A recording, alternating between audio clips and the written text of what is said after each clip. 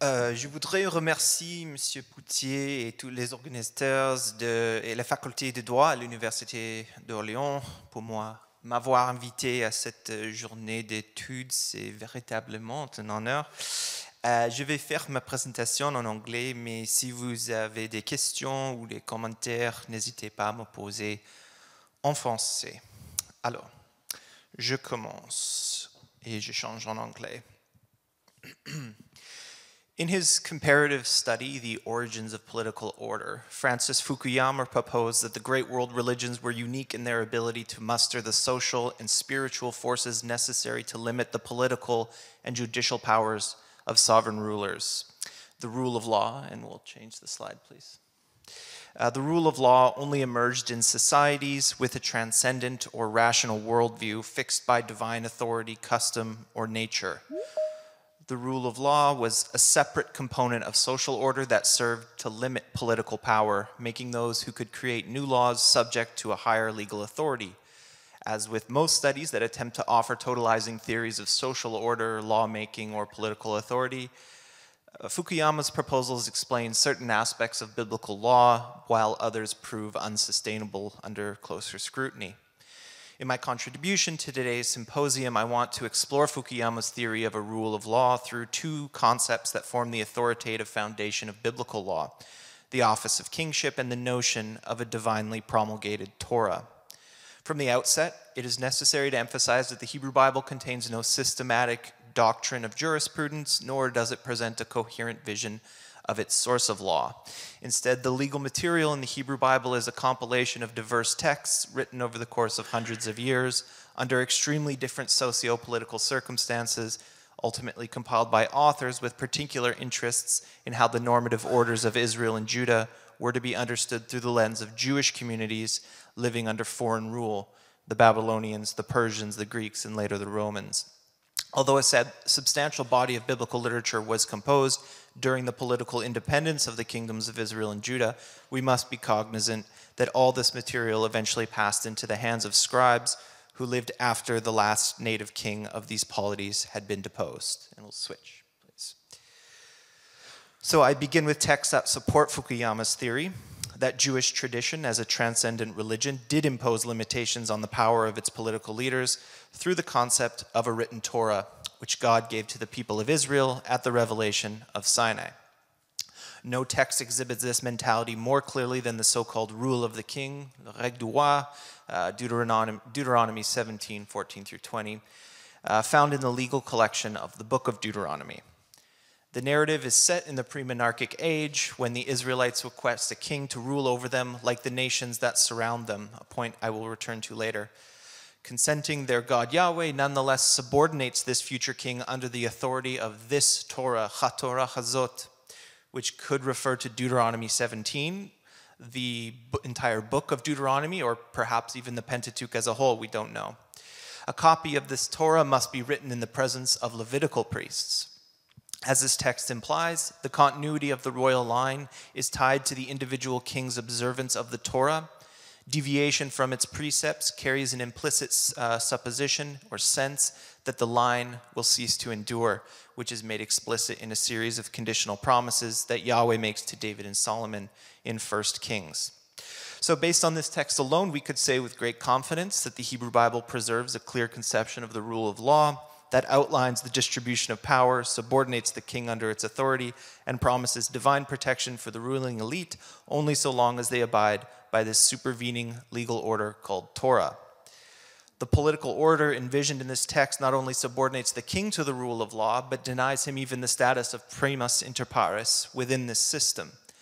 But this text and other like it espouse a view of Israel's normative order that is at odds with many sections in the books of Samuel and Kings, the so-called Deuteronomistic history, that considers kingship a foundational institution of Israelite society, whose kings were blessed with divine favor by virtue of the office that they held.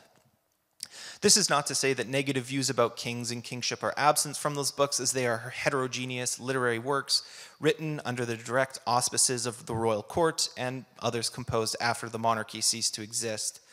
But the conflicting views of kingship within Deuteronomic circles can be seen in thinly veiled allusions to Solomon's opulent court, wealth, and his foreign wives contained within this text in verses 15 through 17, which are in fact depicted in 1 Kings 3:9 and 1 Kings 10 as positive aspects, a reward for the king's altruistic request for wisdom to rule his people justly. Through the archetypical figure of Solomon, some Deuteronomistic authors attack the central motifs of Near Eastern royal ideology, depicting it as something foreign and something that must be constrained. While Deuteronomy 17 is perhaps the clearest articulation of this idea, it was probably built on sentiments that had been circulating in Deuteronomic and Deuteronomistic circles for some time. And I'll switch the slide.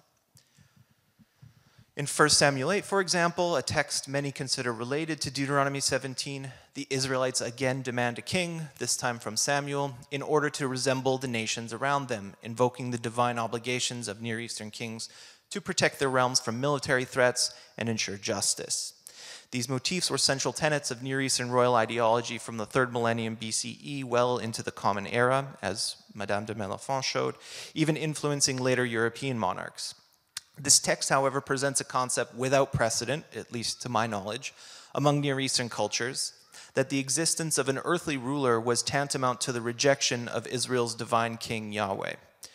There is no shortage of divine kings in Mesopotamian history, and the gods Enki, Enlil, Marduk, and Ashur are all considered kings, and the existence of a human ruler was never understood to be in any tension with them. According to many Mesopotamian literary and legal texts, such as the Sumerian Kings List that Madame de Mellefont showed us, the office of kingship was of divine origin, descending from the heavens to mankind, twice. Kingship was part of a complex, differentiated system of cosmic regulation that kept the world in order. Thus, the notion that divine and human kingship were somehow incompatible is perplexing, as we will see not a very common outlook among biblical writers either. Another important theme in this text is the depiction of kingship as an office or an institution foreign to the people of Israel. Unlike the Torah and Yahweh's divine sovereignty, a human king undermined the separation of Israel from the nations that surrounded them. But this apprehension, not only towards specific kings, but also the office of kingship itself, stands in stark contrast to memories of another normative order in which the human ruler was the delegated representative of Yahweh on earth. Indeed, Israel and Judah shared this mentality with other nations that surrounded them, but that is to be expected as they were both ancient Near Eastern societies that inherited and contributed to the cultural matrix beyond what is preserved in the Hebrew Bible, as archaeological, iconographic, and extra-biblical textual evidence have all indicated for over a century and a half. And the next slide, please. The judicial authority of biblical kings was fixed by an outside source, but seldom in the form articulated in the text examined thus far. In the Bible and the ancient Near East, as all of the previous presenters have shown, law-giving was a polythetic act, simultaneously an administrative system of social control, and an intellectual mode of expression used in the project of political image building. Similar to Fukuyama's description of the relationship between law, here he means droit or recht, and positive law, loi or Gesetz, in the pre-modern era, human law-giving in the ancient Near East was most often understood in terms of a mandate model. By virtue of his office, the human king had a divinely mandated obligation to enact law, protect the marginal of society, and render justice whenever it had been corrupted. And we'll go to the next slide. The biblical scholar Bernard Jackson deemed these two normative orders that I've described in terms of Torah and the king as the monistic and dualistic models of biblical law. The monistic system understands the abstract ideal of justice, divine law, and the resolution of conflict between people as a single system operating under the direct authority of Yahweh alone. The dualistic or mandate model outlines an important role for the human king, who mediated the human world that they governed and a supervening moral order located in the divine realm. The mandate model defined royal judicial ideology from the earliest Sumerian texts of the 3rd millennium BCE Lagash, as Madame de Mellefont showed us, to the Hellenistic age and probably even later. Although there are traces of this mandate model preserved in biblical tradition, it has been largely superseded by the monistic model. So for the remainder of this study, I want to explore memories of this older judicial mentality and how the concept of the rule of law, embodied through Yahweh's exclusive sovereignty and the existence of a written Torah, reshaped the legal traditions of Israel and Judah. To accomplish this, I've selected a small sample of texts that narrate the beginning and the end of the Davidic monarchy.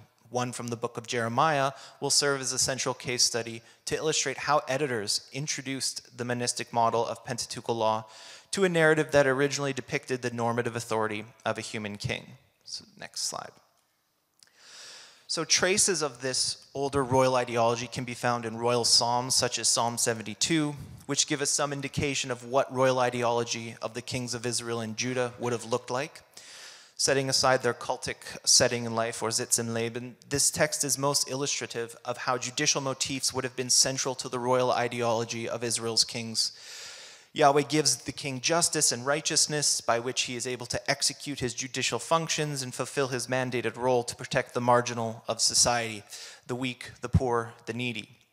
The metaphor of the king's justice begins to drift towards solar imagery, as Conrad Schmid outlined earlier, a common association given that solar deities across the Near East, like the Mesopotamian sun god Shamash, oversaw justice and were the supreme judges of heaven and earth. And I'll go to the next slide.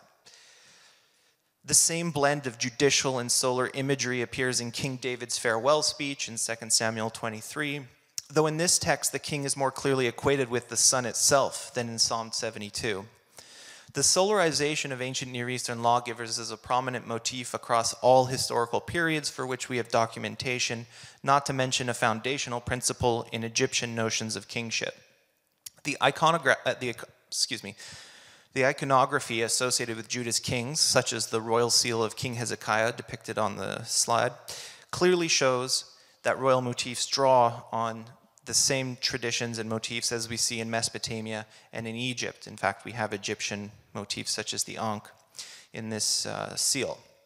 Thus, Israelite and Judahite kingship likely did resemble that of all the nations around them. But most importantly, however, these vestiges of royal judicial ideology in the Bible reveal how central royal authority was to the normative order of ancient Israel and Judah, something that the metaphor of Yahweh's divine kingship and the Torah as a source of Israel's law largely obscures. Next slide. Now, this is not to say that the law of Israel and Judah was in any way secular or detached from religious thought structures, just not necessarily those promoted by the biblical traditions after the office of kingship had ceased to exist. As Jackson described in his dualistic model of biblical law, biblical scribes inherited a cultural tradition whereby human law operated under the delegated authority from God, with the Near Eastern kings mediating the human world that they governed, and a supervening moral order that the gods oversaw. The ability of kings to perceive justice, to differentiate between right and wrong, and to adjudicate legal cases equitably was a divine gift, as Mesopotamian and biblical literature repeatedly stressed. In the narratives about David and Solomon exercising judicial authority, biblical authors allude to a divine wisdom enabling them to render justice in difficult cases. This wisdom was as much a practical know-how of judicial procedure as it was an abstract or philosophical knowledge. In the judicial ideology of Near Eastern kings, the capacity to render judgment did not only, or even primarily, refer to the personal abilities of the individual kings, but rather the judicial powers individual rulers possessed by virtue of their royal office. Thus, the great lawgiver Hammurabi calls himself a capable king, a sharum leum, and invites future kings with discernment and the ability to render justice to heed the statutes of his famous law collection, implying they had to have the official capacity to render justice in order to actually use the law collection. And that's in the epilogue. Go to the next slide, please. The normative authority of biblical kings is remembered not only in the archetypical figures of David and Solomon, but also in the last independent ruler of Judah, King Zedekiah. I will use a short narrative about his remission edict in the book of Jeremiah and parallels to Pentateuchal laws on emancipation of slaves as a test case to illustrate how Deuteronomistic redactors attempted to subordinate the legal authority of the human king to a new rule of law embodied in the Torah. On the eve of Jerusalem's destruction in 587 BCE, in the midst of a famine caused by a year-long siege, the prophet Jeremiah recalls what was the last recorded legal act of an independent king of Judah, when Zedekiah freed all the slaves within the besieged city. Zedekiah's edict is described as declaring freedom, l'krodor, for all the people of Jerusalem, which was ironically an Akkadian loanword that would have been well known to the Babylonians who surrounded the city. In Mesopotamia, a Doraru or Anduraru edict were normative royal acts attested from the 25th through the 7th centuries BCE. They annulled debts, returned alienated property, and freed debt slaves.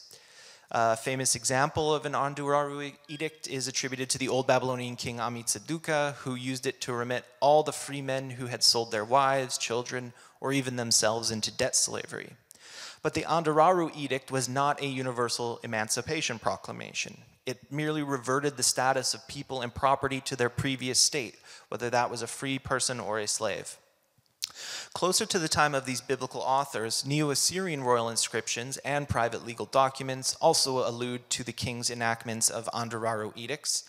Like the old Babylonian precursors, these royal acts remitted debt and returned alienated property, but the Neo-Assyrian edicts also functioned to affirm the social privileges of inhabitants of sacred cities like Babylon and Ashur, and thus they had a more local character than the kingdom-wide reforms of the old Babylonian period.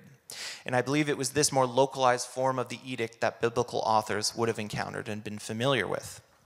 Next slide. The effect of Zedekiah's edict was the emancipation of all Hebrew, Judahite, male and female slaves within Jerusalem. But as scholars have long observed, the ethnic stipulations of the edict look like secondary additions, appearing once in verse 9 with gentilics Ivri, Ivriya, Yehudi, which means Jewish, a Hebrew man, Hebrew woman, and a Jewish man. And then in the same line, this exact command is repeated in verse 10 with no reference to these ethnic identifiers. So setting aside the issue of the slave's ethnicity as a question of scribal redaction, scholars have proposed essentially three motives behind Zedekiah's edict. First, the manumission of slaves would have replenished the ranks of soldiers, repelling Nebuchadnezzar's siege, though the inclusion of female slaves in this remission edict strongly implies other motivations were at work as well. Second, the manumission of these slaves may have been motivated by Jerusalem's elite who could no longer feed their slaves. Remember, the famine had been ongoing for a year. And third, King Zedekiah may have proclaimed this edict to fulfill his divine judicial mandate towards the needy of society, and certainly slaves would fit that mold. In order to emancipate the slaves, the enslaved inhabitants of Jerusalem, King Zedekiah must also negotiate with the city's elite, making a covenant with them and securing their consent in some way. So in addition to the Akkadian loanword dror edict, we can call, Zedekiah's edict is presented as a covenant between the king and the elites, the sarim of Jerusalem. So in contrast to its widespread use to designate private contracts, treaties between different social groups, and of course the divine promise between Yahweh and his people, there's actually very few examples of Israelite or Judahite rulers making covenants with their subjects. Joshua makes a covenant with the people at Shechem, and the elders of Israel make a covenant with David when they anoint him king in Hebron. In both cases, and probably the case with Zedekiah's edict as well, this covenant, berit in Hebrew, should be understood in general terms, a legal agreement in which the contracting parties offered concessions, such as the emancipation of slaves, for some kind of benefit which we don't have any record of. So in contrast with Fukuyama's understanding of the role of corporate bodies as limiting the authority of legislative sovereigns, it's not clear that the collective authorities of Jerusalem stood in opposition to royal power. As the social and legal institutions, the ancient Near Eastern towns consisted of various ad hoc and permanent collective decision-making bodies. Near Eastern kings often sought to curry favor with the urban elites by reinforcing certain privileges in exchange for their loyalty and obeisance. In fact, several Anduraru edicts of the Neo-Assyrian kings like Sargon II and Esarhaddon were meant solely to reaffirm special what are called Shubaru and Kidinu privileges of the inhabitants of sacred cities like Ashur, Babylon, Sippar, and others, and this freed them from corvée duty and tax obligations. But beyond the emancipation of the Jerusalem slaves, no detail of the covenant agreement between Zedekiah and the elites of Jerusalem are mentioned here. As will become apparent in a few moments, however, it's important to observe that the interests of the king and the elites are not the same, even though they would ultimately share in the same fate according to the Deuteronomistic editor of this text. Moreover, the covenant is a political legal agreement between the king and the Jerusalem elite, with reference to neither the divine covenant with God nor any allusion to Pentateuchal law. Zedekiah's motivation to emancipate the slaves of Jerusalem was not to fulfill the rule of law, i.e. the Torah, but a response to the historical circumstances of the city in 587 BCE. And I'll switch the slide. Cities under siege experience incredible humanitarian and social chaos, but what's seldom considered are the effects of siege and famine on the legal life of people living under such conditions. Throughout most historical periods, cuneiform documents attest to dramatic changes in contractual transactions and the legal organs of cities under siege or experiencing famine. As individuals desperately try to secure food for themselves and their families, heritable property is sold under duress and probably well under market value. In extreme cases, such as the famine recalled in Nehemiah 5, families may be forced to sell their children in order to feed themselves and hopefully allow their children to survive with their new masters.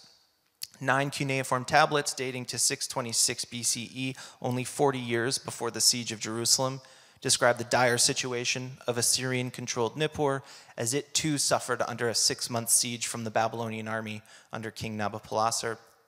So it's not hard to imagine that the inhabitants of Jerusalem would have found themselves in the same situation as the inhabitants of Nippur, and that Zedekiah's remission edict was perhaps a desperate attempt to control runaway debt slavery in the city, maintain some semblance of social order, and live up to the royal rhetoric of the king as protector of the marginal, if only to gain some divine favor.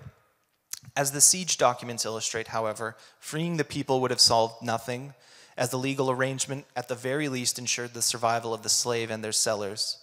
Without discounting the possibility that the elites could still be profiteering from the chaos, it was probably the only option in the absence of any forms of social security in the ancient Near East.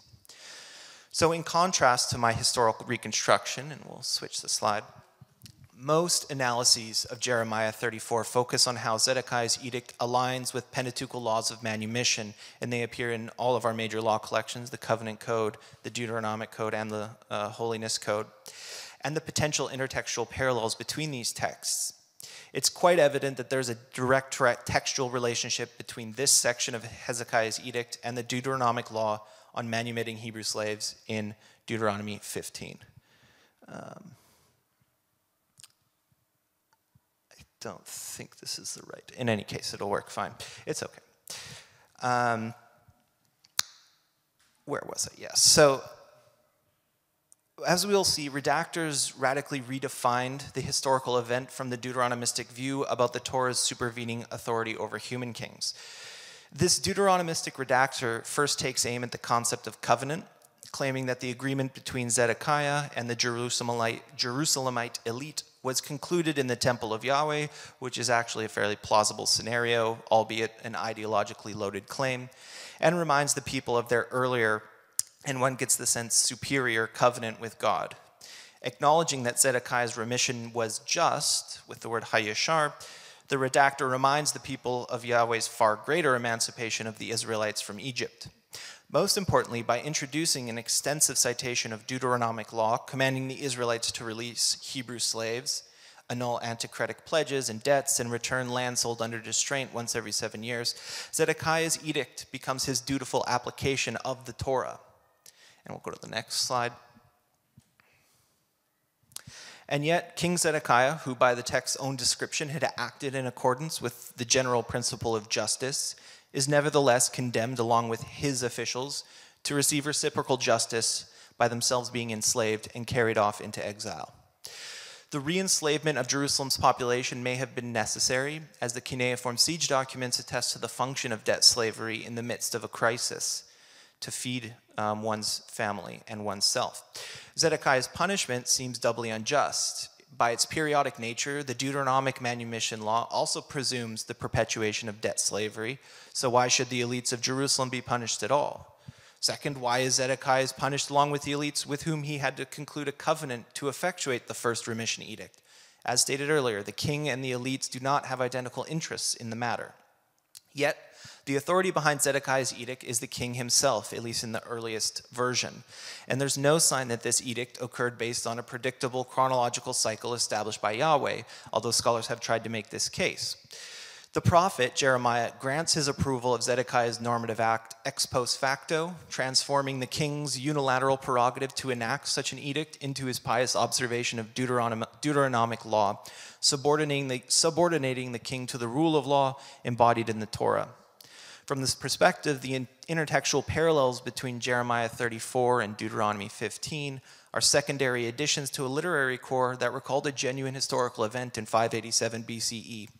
Thus, the purpose of this redaction was not to simply castigate the enslavement of fellow Jews, but to call into question the office of kingship as a foundation of legal authority.